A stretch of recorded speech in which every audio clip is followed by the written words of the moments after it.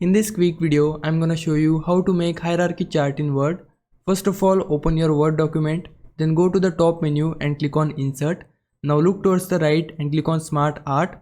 A window will pop up. From the left panel, choose Hierarchy, then select the hierarchy chart layout you like and click OK. Now the chart will be added to your document.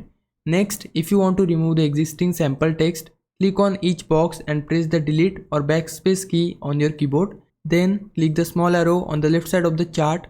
This opens a text pane where you can type your roles easily. Start with the top role. Let's say I want to type here lead. Then type your role under it. So I'm just gonna type here head 1 and press enter again. And under it I want to type here head 2. Now if you want to add someone under head 1 or any other role, then for that firstly we need to select the role under which we want to add someone. So I'm just gonna add someone inside head 1. I need to select that first and then hit enter on your keyboard, and under it let's say I want to type here rep 1, then I can type that here, and now I can press tab key and this will create a subordinate line.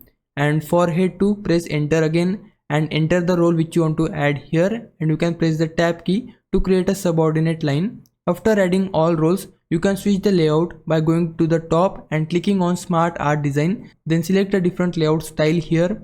You can also change the color theme from the same tab by clicking on change colors and pick the one you like. When you are done, click outside of the chart and your hierarchy is ready. Now if it was a big help, can you like this video and subscribe my channel. For now, thanks for watching. Bye bye.